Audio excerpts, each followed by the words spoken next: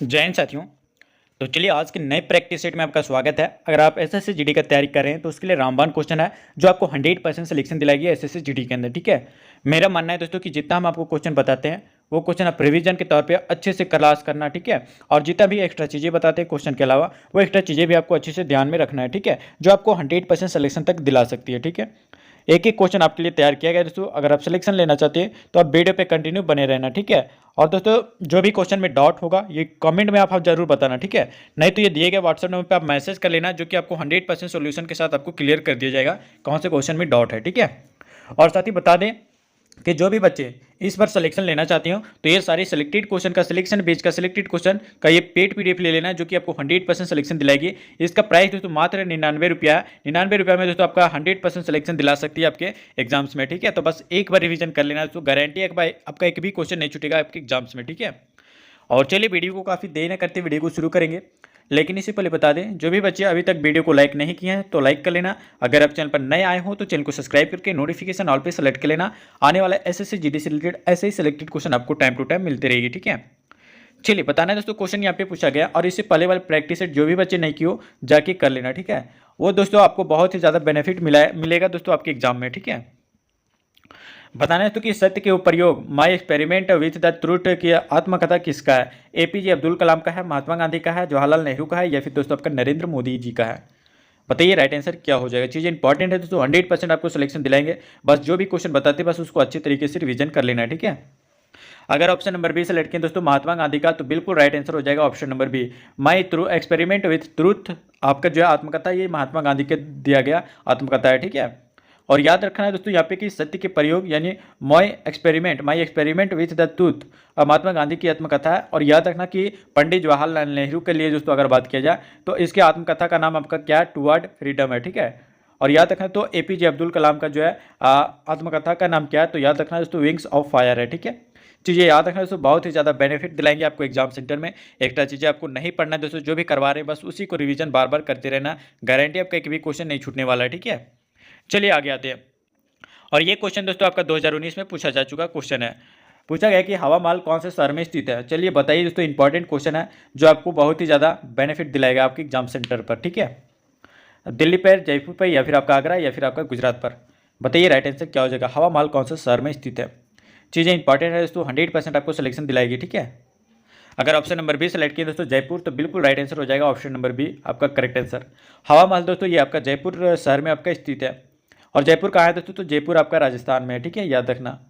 और बात किया जाए यहाँ पे दिल्ली पे, तो दिल्ली पे कौन सा कहाँ दिल्ली पे क्या स्थित है दोस्तों? तो याद रखना दिल्ली पे आपका लाल किला स्थित है। आगरा के लिए अगर बात किया जाए तो आगरा के लिए अगर बात किया जाए तो आगरा में आपका ताजमहल स्थित है। याद रखना दोस्तों, बहुत ही ज़्यादा बेनिफिट के लिए आपको क्वेश्चन बताया जा रहा है। ठीक है, 100% आपको इस बार सिलेक्शन लेके रहना है। चलिए बताइए दोस्तों इस क्वेश्चन का राइट आंसर क्या हो जाएगा। गांधी इरविन समझौता के भारत के जो है निम्नलिखित में से किस आंदोलन से संबंधित है? बताइए, तो इंपॉर्टेंट है। सविनय अवज्ञा आंदोलन, भारत छोड़ो आंदोलन, रॉलेट एक्ट, या फिर दोस्तों असहयोग आंदोलन? बताइए इस क्वेश्चन का राइट आंसर क्या हो जाएगा। चीज़ें इंपॉर्टेंट है, अगर सिलेक्शन लेना चाहते हो तो ये दिए गए नंबर पे आप मैसेज कर लेना, और ये पेड पीडीएफ ले लेना दोस्तों, गारंटी आपका एक भी क्वेश्चन नहीं छूटने वाला है। ठीक है, चलिए बताइए इस क्वेश्चन का राइट आंसर क्या हो जाएगा। अगर बात किया जाए ऑप्शन नंबर ए का सविनय अवज्ञा आंदोलन, तो बिल्कुल राइट आंसर हो जाएगा दोस्तों ऑप्शन नंबर ए। ठीक है, बता दें यहाँ पे दोस्तों कि गांधी इरविन समझौता जो कि आपका भारत के सविनय अवज्ञा आंदोलन से संबंधित है। और याद रखें दोस्तों यहाँ पे गांधी इरविन समझौता के बारे में आया है, तो याद रखें दोस्तों गांधी इरविन समझौता जो कि आपका 5 मार्च 1931 को जो है हुआ था। ठीक है,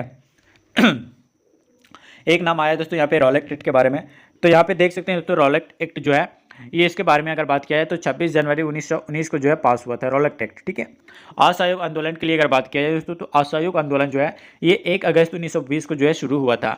चीज़ें इंपॉर्टेंट है, कब कब शुरू हुआ था, किससे संबंधित था दोस्तों, ये जितने भी बताते हैं वो आपके एग्जाम में पूछा जा चुका है। ठीक है, इसीलिए दोस्तों आप अच्छे से ध्यान से पढ़ना। ठीक है, अगर आप सिलेक्शन लेना चाहते हैं इस बार तो गारंटी आपका एक भी क्वेश्चन नहीं छूटेगा अगर ये पेड पीडीएफ लेकर रिविजन कर लेते हो तो।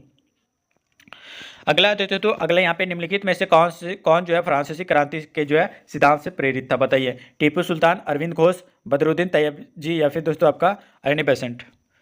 बताइए दोस्तों इस क्वेश्चन का राइट आंसर क्या हो जाएगा। 100% आपको सिलेक्शन दिलाएंगे इस बार। ठीक है, अगर ऑप्शन नंबर ए सेलेक्ट किए दोस्तों टीपू सुल्तान, तो बिल्कुल राइट आंसर हो जाएगा option number A will be the correct answer. ठीक है, और साथ ही बता दें यहाँ पे कि टीपू सुल्तान जो कि आपका फ्रांसीसी क्रांति के जो है आदर्शों से जो है प्रेरित थे। और याद रखना यहाँ पे बदरुद्दीन तैयब जी के नाम आया है दोस्तों। तो बदरुद्दीन तैयब जी जो थे इन्होंने जो है कांग्रेस के जो तीसरे अधिवेशन की अध्यक्षता की थी, ठीक है। एनी बेसेंट का नाम आया है दोस्तों। तो याद रखना एनी बेसेंट जो कि आपका कांग्रेस की पहली महिला अध्यक्ष जो कि आपका वर्ष 1917 में, कब दोस्तों आप याद रखना डेट, वर्ष 1917 में जो है बनी थी, ठीक है। याद रखना इंपॉर्टेंट है आपके एग्जाम्स के लिए। आगे आते हैं और दोस्तों यहाँ पे आपका अगला क्वेश्चन पूछा गया कि भारतीय उपखंड में जो जन्म लेने वाला कौन सा भक्ति संगीत सूफी भक्ति संगीत का एक रूप है, बताइए। कव्वाली, बसंत गीत, तीत गीत या फिर दोस्तों आपका कजरी। बताइए राइट आंसर क्या हो जाएगा। 100 का क्वेश्चन बताइए, इसमें सही आंसर क्या हो जाएगा। चीज़ें इंपॉर्टेंट है, 100% सिलेक्शन दिलाएगी आपके एग्जाम सेंटर पर, ठीक है। अगर ऑप्शन नंबर ए सिलेक्ट किया तो दोस्तों यहाँ पे कव्वाली आपका बिल्कुल राइट आंसर हो जाएगा, ऑप्शन नंबर ए। साथ ही बात करें कि कव्वाली जो कि आपका भारतीय उपखंड में जो है जन्म लेने वाला जो है भक्ति संगीत सूफी भक्ति संगीत का एक रूप है, ठीक है। याद रखना इंपॉर्टेंट है आपके एग्जाम्स के लिए। और जो भी बच्चे अभी तक वीडियो को लाइक नहीं किए तो लाइक कर लेना। अगर आप चैनल पर नए हो तो चैनल को सब्सक्राइब करके नोटिफिकेशन ऑल पे सेलेक्ट कर लेना। आने वाले ऐसे सिलेक्टेड क्वेश्चन दोस्तों आपको टाइम टू टाइम मिलती रहेगी, ठीक है। चलिए आगे आते हैं और दोस्तों यहाँ पे आपका अगला क्वेश्चन पूछा गया, प्यार मोहब्बत से आंसर बताना है कि ब्रह्म समाज की स्थापना किसकी सबसे बड़ी उपलब्धि है, बताइए। स्वामी विवेकानंद, राजा राम मोहन राय, भीमराव अंबेडकर या फिर दोस्तों आपका अरविंद घोष के द्वारा। बताइए राइट आंसर क्या हो जाएगा। ब्रह्म समाज की स्थापना किसके जो है सबसे बड़ी उपलब्धि है। चीज़ें इंपॉर्टेंट है दोस्तों, ये 2019 में पूछा जा चुका है एसएससी जीडी के अंदर, ठीक है। आपके एग्जाम में भी आने का चांसेस बहुत ही ज़्यादा बनता है दोस्तों। अगर ऑप्शन नंबर बी सेलेक्ट किए दोस्तों राजा राम मोहन राय, तो बिल्कुल राइट आंसर हो जाएगा, ऑप्शन नंबर बी बिल्कुल राइट आंसर हो जाएगा। और साथ ही बता दें कि ब्रह्म समाज की स्थापना राजा राम मोहन राय ने जो है 20 अगस्त 1828 में जो है आपका कोलकाता में की थी, ठीक है। यहाँ पे देख सकते हैं तो स्वामी विवेकानंद का नाम आया, तो याद रखना कि स्वामी विवेकानंद ने जो है स्वामी विवेकानंद ने जो है रामकृष्ण मिशन की स्थापना किए थे, ठीक है। याद रखना इंपॉर्टेंट है आपके एग्जाम्स के लिए। आगे आते हैं और दोस्तों यहाँ पे आपका अगला क्वेश्चन पूछा गया कि भारत के मशहूर शहनाई वादक कौन है। लतीफ़ खान, हरिप्रसाद चौरसिया या फिर दोस्तों आपका बिस्मिल्लाह खान या फिर आपका रविशंकर प्रसाद। बताइए राइट आंसर क्या हो जाएगा। 100% सिलेक्शन दिलाएंगे दोस्तों इस बार। अगर एसएससी जीडी में सिलेक्शन लेना चाहते हो तो आप वीडियो पे कंटिन्यू बने रहना, ठीक है। चलिए बताइए इस क्वेश्चन का राइट आंसर क्या हो जाएगा। अगर ऑप्शन नंबर सी सेलेक्ट किया दोस्तों बिस्मिल्लाह खान जो है ये आपका मशहूर शहनाई वादक है, ठीक है। ऑप्शन नंबर सी आप बिल्कुल याद रखना इस क्वेश्चन का सही आंसर। और बता दें दोस्तों यहाँ पे बिस्मिल्लाह खान, तो याद रखना बिस्मिल्लाह खान जो है ये भारत के मशहूर शहनाई वादक हैं। और दोस्तों एक आता है आपका लतीफ़ खान, ये लतीफ़ खान जो है ये मशहूर आपका सारंगी वादक है, ठीक है। एक आता है दोस्तों रविशंकर प्रसाद, तो याद रखना रविशंकर जो कि आपका मशहूर जो है ये सितार वादक है, ठीक है। चीज़ें याद रखना, बहुत ही चीज़ें इंपॉर्टेंट है। आगे आते हैं और दोस्तों यहाँ पे आपका अगला क्वेश्चन पूछा गया, अच्छे से आंसर करना है दोस्तों कि प्लासी का युद्ध कौन से जो है वर्ष में जो है लड़ा गया था, बताइए। प्लासी का युद्ध कौन से वर्ष में जो है लड़ा गया था, 1900 में या फिर दोस्तों आपका 1957 में या दोस्तों आपका 1857 या फिर आपका 1957 में। बताइए राइट आंसर क्या हो जाएगा। प्लासी का युद्ध कौन से वर्ष में लड़ा गया था, बताइए दोस्तों राइट आंसर क्या हो जाएगा इस क्वेश्चन का राइट आंसर। अगर बात किया जाए दोस्तों ऑप्शन नंबर बी का, तो वर्ष 1757 में दोस्तों याद रखना प्लासी का युद्ध लड़ा गया था। ऑप्शन नंबर बी आपका बिल्कुल राइट आंसर हो जाएगा, ऑप्शन नंबर बी, ठीक है। वर्ष 1757 में। और याद रखना दोस्तों यह युद्ध जो है ये अंग्रेज और बंगाल के नवाब सिराजुद्दौला के साथ में जो है लड़ा गया था, ठीक है। इंपॉर्टेंट है, याद रखना। आगे आते हैं और दोस्तों यहाँ पे आपका अगला क्वेश्चन पूछा गया है, बताना है दोस्तों यहाँ पे कि भारत का लौह पुरुष किसको कहा जाता है। बहुत ही इजी क्वेश्चन है दोस्तों, बताइए। बाल गंगाधर तिलक को, जवाहरलाल नेहरू को या फिर आपका मोहनदास करमचंद गांधी को या फिर आपका वल्लभ भाई पटेल को, बताइए तो। और जो भी बच्चे ये सारे सिलेक्टेड क्वेश्चन का पीडीएफ रिवीजन कर लेंगे ना, मात्र दोस्तों 99 रुपये आपको लगेंगे। 99 रुपये में दोस्तों ये मात्र आपको 100% सिलेक्शन दिलाएगी एसएससी जीडी के अंदर। बस एक बार ये पेड पीडीएफ आप ये नंबर पर आप मैसेज कर लेना, ये पेड पीडीएफ आपको 99 रुपये में दोस्तों आपको सिलेक्शन तक लेके जा सकती है, सिलेक्शन बेस का सिलेक्टेड क्वेश्चन, ठीक है। चलिए बताइए इस क्वेश्चन का राइट आंसर क्या हो जाएगा। भारत का लौह पुरुष किसे कहा जाता है, तो याद रखना दोस्तों सरदार वल्लभ भाई पटेल को। दोस्तों याद रखना वल्लभ भाई पटेल को हम लोग क्या कहते हैं, लौह पुरुष के नाम से जानते हैं। ऑप्शन नंबर डी आपका बिल्कुल राइट आंसर हो जाएगा इस क्वेश्चन का सही आंसर, ठीक है। और साथ ही याद रखना कि बाल गंगाधर तिलक का नाम आया है, तो याद रखना बाल गंगाधर तिलक जो कि आपका लोकमान्य की उपाधि बाल गंगाधर तिलक को दिया गया है, ठीक है। और याद रखना दोस्तों रविंद्रनाथ टैगोर, तो याद रखना रविंद्रनाथ टैगोर ने जो है वर्ष 1915 में जो है मोहनदास करमचंद गांधी को जो है महात्मा की उपाधि दिया था, ठीक है। करमचंद गांधी को जो है आपका क्या दिया गया था दोस्तों, तो याद रखना दोस्तों यहाँ पे महात्मा की उपाधि दी गई थी वर्ष 1915 में, ठीक है। अपडेट आप याद रखना तो इंपॉर्टेंट आपके एग्जाम्स में बन जाते हैं। आगे आते हैं और दोस्तों यहाँ पे आपका अगला क्वेश्चन पूछा गया कि स्वतंत्रता के जो है बाद भारत के पहले उप प्रधानमंत्री कौन हुए थे? सरदार वल्लभ भाई पटेल, मोरारजी देसाई, जगजीवन राम या फिर आपका चरण सिंह। बताइए राइट आंसर क्या हो जाएगा। 100% सिलेक्शन दिलाएंगे दोस्तों इस पर, ठीक है। 2019 का क्वेश्चन पूछा गया है दोस्तों, बताइए राइट आंसर क्या हो जाएगा। अगर ऑप्शन नंबर ए सेलेक्ट किए दोस्तों, आपका सरदार वल्लभ भाई पटेल जो कि आपका स्वतंत्रता के बाद भारत के उप प्रधानमंत्री हुए हैं। कौन? Option number A Sardar Vallabh भाई पटेल, ठीक है। और साथ ही याद रखना यहाँ पे कि मोरारजी देसाई का नाम आया है, ठीक है। अगर बात किया जाए मोरारजी देसाई के बारे में तो यह दोस्तों भारत के स्वतंत्रता सेनानी और आपका देश के चौथे प्रधानमंत्री भी थे। कौन? मोरारजी देसाई। जगजीवन राम का नाम आया दोस्तों, तो याद रखना जगजीवन राम जो कि आपका भारत के प्रथम दलित उप प्रधानमंत्री थे। और याद रखना चरण सिंह के बारे में अगर बात किया जाए तो चौधरी चरण सिंह जो कि आपका भारत के 5वें प्रधानमंत्री थे, ठीक है। याद रखना सारी चीज़ें आपको बताते हैं तो जो आपको एग्जाम में फंसने का चांसेस बनता है, ठीक है। गारंटी आपका एक भी क्वेश्चन नहीं फंसे, आपका एक भी क्वेश्चन नहीं छूटेगा दोस्तों आपके एग्जाम्स में, ठीक है। आगे आते हैं। और दोस्तों यहाँ पे आपका अगला क्वेश्चन पूछा गया कि वर्ष 1793 में जो है जमींदारी प्रणाली किसके द्वारा जो है शुरू की गई थी? बताइए। कर्जन के द्वारा या फिर दोस्तों आपका कॉर्नवालिस या फिर आपका क्लाइल के द्वारा या फिर आपका क्लीट के द्वारा। बताइए राइट आंसर क्या हो जाएगा। चीज़ें इंपॉर्टेंट है। जो भी बच्चे अभी तक वीडियो को लाइक नहीं किए हैं तो लाइक कर लेना। अगर आप चैनल पर नहीं हो तो चैनल को सब्सक्राइब करके नोटिफिकेशन ऑल पे सेलेक्ट कर लें, तो 100% एसएससी जीडी के अंदर इस बार आपको सिलेक्शन दिलाने वाले हैं, ठीक है। चलिए बताइए इस क्वेश्चन का राइट आंसर क्या हो जाएगा। 106 का राइट आंसर बताना है, बताइए। अगर ऑप्शन नंबर बी सेलेक्ट किए दोस्तों कॉर्नवालिस, तो बिल्कुल राइट आंसर हो जाएगा ऑप्शन नंबर बी, ठीक है। साथ ही याद रखना कि कॉर्नवालिस के द्वारा जो है वर्ष 1793 में, ठीक है। कब दोस्तों? याद रखना वर्ष 1793 में जो है जमींदारी प्रणाली शुरू की गई थी। और याद रखना दोस्तों रॉबर्ट क्लाइव के बारे में अगर नाम आया है दोस्तों, तो याद रखना रॉबर्ट क्लाइव भारत में जो ब्रिटिश साम्राज्य का जो संस्थापक था। और याद रखना लॉर्ड कर्जन, तो लॉर्ड कर्जन के बारे में अगर बात किया जाए दोस्तों यहाँ पे, तो लॉर्ड कर्जन ने जो है वर्ष 1902 में, ठीक है। कब दोस्तों? वर्ष 1902 में जो है भारतीय विश्वविद्यालय अनुदान आयोग की जो स्थापना भी की थी। कौन? लॉर्ड कर्जन, ठीक है। ये याद रखना इंपॉर्टेंट है आपके एग्जाम्स के लिए। आगे आते हैं। और दोस्तों यहाँ पे आपका अगला क्वेश्चन पूछा गया, प्यार मोहब्बत से आंसर करना है कि वह एकमात्र पाकिस्तानी नागरिक कौन था जिसे भारत रत्न से जो है सम्मानित किया गया था? बताइए। इमरान खान, नवाज शरीफ या फिर दोस्तों आपका नवाज शरीफ या फिर आपका बेनजीर भुट्टो या फिर दोस्तों का खान अब्दुल गफ्फार खान। बताइए राइट आंसर क्या हो जाएगा। चीज़ इंपॉर्टेंट है दोस्तों, 100% सिलेक्शन दिलाएंगे, बस आप गारंटी रखना और रिवीजन कर लेना, ठीक है। एक भी क्वेश्चन नहीं छूटने देंगे दोस्तों आपके एग्जाम्स में, ये मेरा वादा है, ठीक है। बस जो भी क्वेश्चन बताते हैं बस इसका फुल पीडीएफ जो कि हमारे ये दिए गए व्हाट्सएप पे मिलेगा, बस एक बार रिवीजन कर लेना दोस्तों। ये पेड पीडीएफ है जो कि मात्र आपको 99 रुपये में मिलेंगे, जो आपको 100% सिलेक्शन तक लेके जाएगी, ठीक है। बताइए राइट आंसर क्या हो जाएगा इस क्वेश्चन का। अगर ऑप्शन नंबर डी सेलेक्ट किए दोस्तों खान अब्दुल गफ्फार खान, तो बिल्कुल राइट आंसर हो जाएगा दोस्तों option number D will be the correct answer, ठीक है।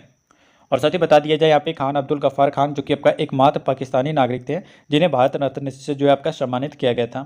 और याद रखना दोस्तों खान अब्दुल गफ्फार खान को जो है सीमांत गांधी और आपका बादशाह खान के नाम से भी जो है जाना जाता है, ठीक है। एक यहाँ पे आया है दोस्तों यहाँ पे बेनजीर भुट्टो के नाम, तो याद रखना दोस्तों बेनजीर भुट्टो जो कि आपका पाकिस्तान की जो पहली महिला जो कि आपका प्रधानमंत्री थी, ठीक है। कौन? बेनजीर भुट्टो, ठीक है, याद रखना। आगे आते हैं। और अगला क्वेश्चन दोस्तों यहाँ पे आपको बताना है कि भारतीय जनता पार्टी यानी बीजेपी की स्थापना कौन से वर्ष किसके द्वारा जो है भारतीय जन संघ में निहित है? बताइए। श्यामा प्रसाद मुखर्जी द्वारा या फिर अटल बिहारी वाजपेयी द्वारा या फिर दोस्तों आपका लाल कृष्ण आडवाणी द्वारा या फिर आपका मुरली मनोहर जोशी के द्वारा। बताइए राइट आंसर क्या हो जाएगा। चीज़ इंपॉर्टेंट है दोस्तों, 100% आपको सिलेक्शन दिलाएंगे एसएससी जीडी के अंदर, ठीक है। ये 2019 का पूछा गया क्वेश्चन आपके एग्जाम्स में एसएससी जीडी के अंदर, ठीक है। बताइए राइट आंसर क्या हो जाएगा। अगर ऑप्शन नंबर ए सिलेक्ट किए दोस्तों श्यामा प्रसाद मुखर्जी, तो आपका बिल्कुल राइट आंसर हो जाएगा ऑप्शन नंबर ए, ठीक है। सत्य बात किया जाए यहाँ पे कि भारतीय जनता पार्टी बीजेपी की स्थापना श्यामा प्रसाद मुखर्जी द्वारा जो है स्थापित भारतीय जन संघ में जो है निहित है, ठीक है। और याद रखना दोस्तों अटल बिहारी वाजपेयी का नाम आया है, तो याद रखना दोस्तों कि अटल बिहारी वाजपेयी जो कि आपका भारत के 3 बार जो है प्रधानमंत्री रह चुके हैं, ठीक है। लाल कृष्ण आडवाणी का अगर नाम आया है तो याद रखना कि लाल कृष्ण आडवाणी जो कि आपका भारतीय जनता पार्टी के जो वरिष्ठ नेता थे, ठीक है। बहुत ही चीज़ें आपको बता रहे हैं दोस्तों जो आपके एग्जाम में फंसने का चांसेस बनता है, ठीक है। इतना डिटेल में हर कोई नहीं बताता दोस्तों। अगर सिलेक्शन लेना चाहते हैं तो आप ये सारे क्वेश्चन का प्रैक्टिस कर लेना, ठीक है। गारंटी आपका एक भी क्वेश्चन नहीं छूटेगा आपके एग्जाम सेंटर पर। बताइए दोस्तों इस क्वेश्चन का राइट आंसर क्या हो जाएगा। निम्नलिखित में से कौन जो है विश्व विरासत स्थल नहीं है? आगरा का किला, भीमबेटका शैलाश्रम या फिर आपका आदमगढ़ शैलाश्रम या फिर आपका अजंता की गुफाएं। बताइए राइट आंसर क्या हो जाएगा। अभी तक वीडियो को लाइक नहीं किए तो लाइक कर लेना। अगर आप चैनल पर नए हो तो चैनल को सब्सक्राइब करके नोटिफिकेशन ऑल पे सेलेक्ट कर लेना, ठीक है। आने वाले दोस्तों ऐसे सिलेक्टेड क्वेश्चन आपको टाइम टू टाइम मिलती रहेगी, ठीक है। बताइए इस क्वेश्चन का राइट आंसर क्या हो जाएगा। निम्नलिखित में से दोस्तों कौन जो है विश्व विरासत स्थल नहीं है, ठीक है। अगर ऑप्शन नंबर सी सेलेक्ट करें दोस्तों आदमगढ़ शैलाश्रम, तो बिल्कुल राइट आंसर हो जाएगा ऑप्शन नंबर सी, ठीक है। और साथ ही याद रखना यहाँ पे कि आदमगढ़ शैलाश्रम जो कि आपका विश्व विरासत स्थल नहीं है, ठीक है। और यह दोस्तों मध्य प्रदेश राज्य की जो है होशंगाबाद नगर में जो स्थित है। और याद रखना दोस्तों आगरा का किला का अगर नाम आया है तो आगरा का किला जो कि आपका आगरा में है, और यह भीमबेटका जो कि आपका दोस्तों याद रखना कि भीमबेटका जो कि आपका कहाँ पे है, तो याद रखना मध्य प्रदेश में है जो कि आपका, और अजंता की गुफाएं, तो याद रखना अजंता की गुफाएं जो कि आपका महाराष्ट्र में है। ये सभी दोस्तों विश्व विरासत जो है स्थल में जो है शामिल ही हैं, ठीक है, याद रखना। लेकिन दोस्तों आदमगढ़ शैलाश्रम ये आपका विरासत में नहीं है, ठीक है। आगे आते हैं।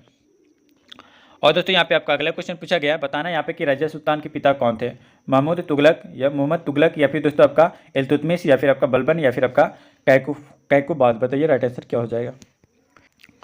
बताइए दोस्तों राइट आंसर क्या हो जाएगा इस क्वेश्चन का सही आंसर। 100% सिलेक्शन दिलाएंगे दोस्तों इस क्वेश्चन में, ठीक है। अगर बी की बात किया जाए इल्तुतमिश, तो बिल्कुल राइट आंसर हो जाएगा ऑप्शन नंबर बी। दोस्तों याद रखना कि रजिया सुल्तान जो थे ये रजिया सुल्तान के पिता जो थे ये आपका इल्तुतमिश थे, ठीक है, याद रखना। और साथ ही याद रखना जो भी चीज़ आपको बता रहे वो आपके एग्जाम ओरिएंटेड है, जो आपको 100% सिलेक्शन दिलाएगी आपके एग्जाम सेंटर पर, ठीक है। एक भी क्वेश्चन नहीं छूटेगा दोस्तों, बस आप जो भी क्वेश्चन बताते हैं उसको PDF रिविजन कर लेना, ठीक है। अगर बात किया जाए दोस्तों यहाँ पे मोहम्मद बिन तुगलक के बारे में, तो याद रखना दोस्तों मोहम्मद बिन तुगलक जो कि आपका दिल्ली सल्तनत में जो है तुगलक वंश का जो है शासक था।